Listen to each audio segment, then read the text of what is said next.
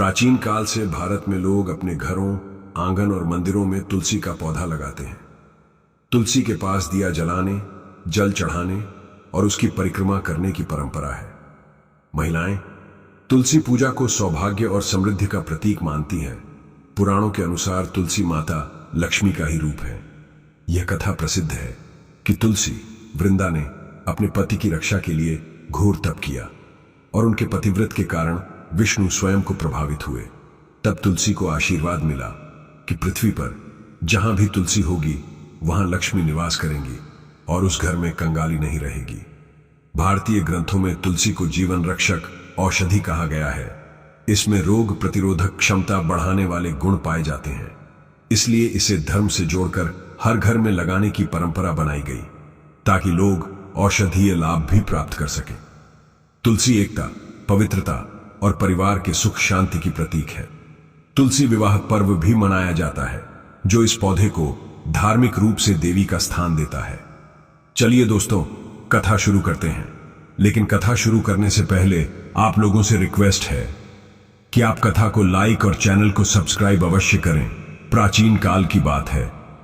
देवलोक में एक अत्यंत सुंदर और धर्मपरायण कन्या थी जिसका नाम वृंदा था।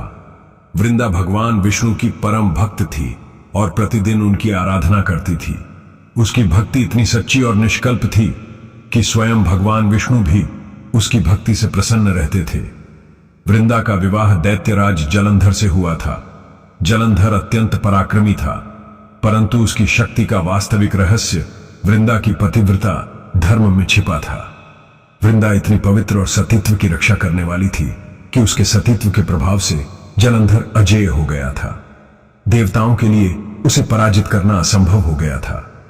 एक दिन जलंधर ने स्वर्गलोक पर आक्रमण कर दिया। देवता घबरा गए और भगवान विष्णु की शरण में गए।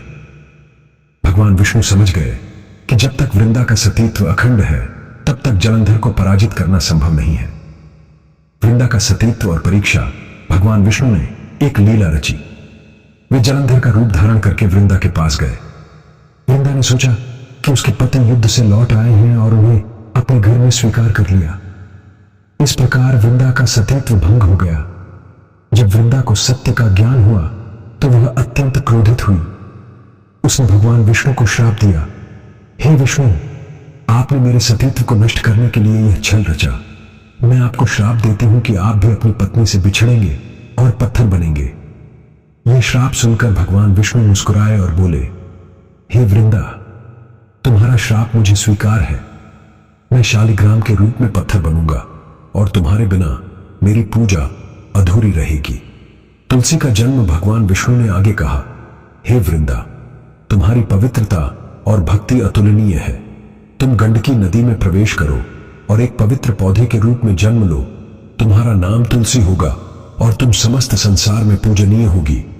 मेरे हर मंदिर में तुम्हारी उपस्थिति अनिवार्य होगी। वृंदा ने भगवान के चरणों में गिरकर क्षमा मांगी और गंडकी नदी में प्रवेश कर गई। वहां से एक दिव्य पौधा उत्पन्न हुआ जिसे तुलसी के नाम से जाना गया। भगवान विष्णु ने घोषणा की कि जो भक्त तुलसी की पूजा करेगा उसे मेरी कृपा अवश्य प्राप्त होगी।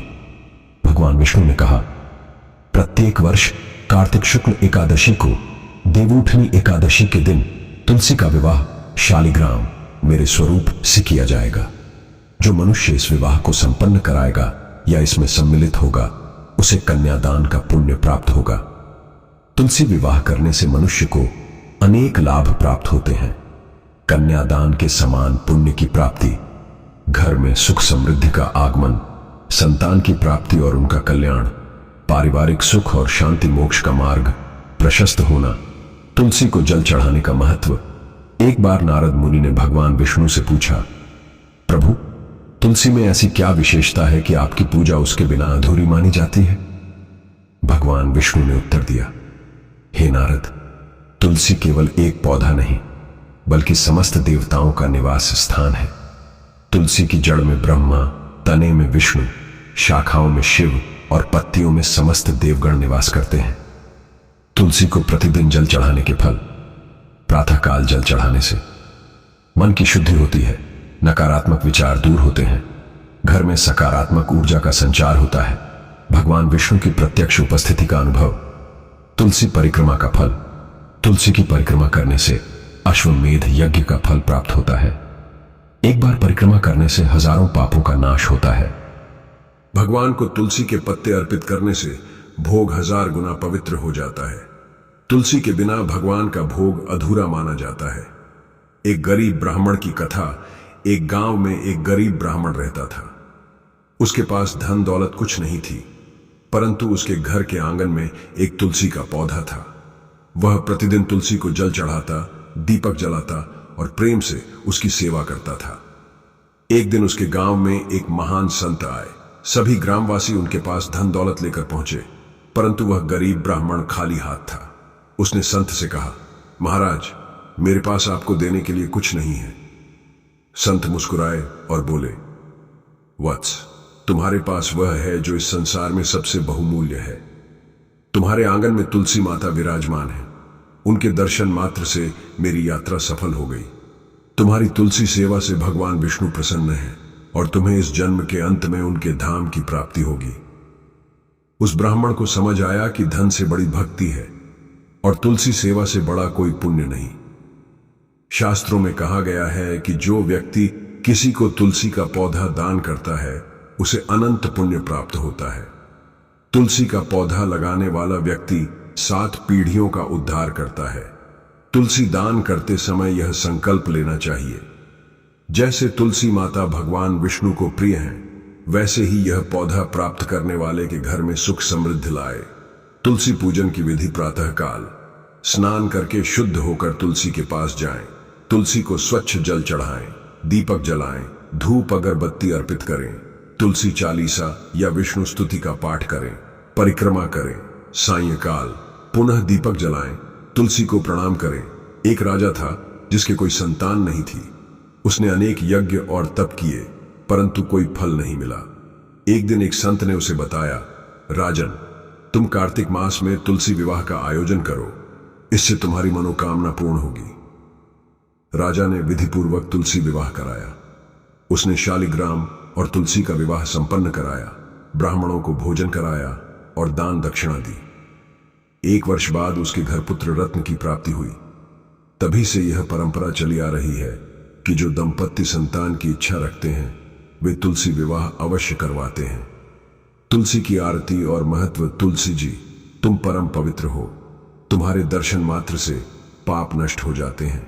तुम्हारी सेवा करने वाले को यमराज का भय नहीं रहता। तुम भगवान विष्णु की प्रिया हो, इसलिए तुम्हारी पूजा से विष्णु प्रसन्न होते हैं।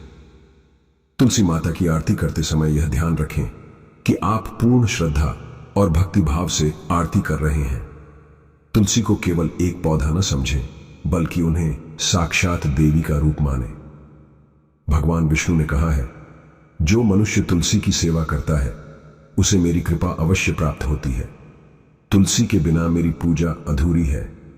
इसलिए हर घर में तुलसी का पौधा होना चाहिए और उसकी नियमित सेवा होनी चाहिए। तुलसी सेवा से न केवल आध्यात्मिक लाभ मिलता है, बल्कि शारीरिक और मानसिक स्वास्थ्य भी उत्तम रहता है। तुलसी का पौधा वायु को शुद्ध करता है और घर में सकारात्मक ऊर्जा का संचार करता है।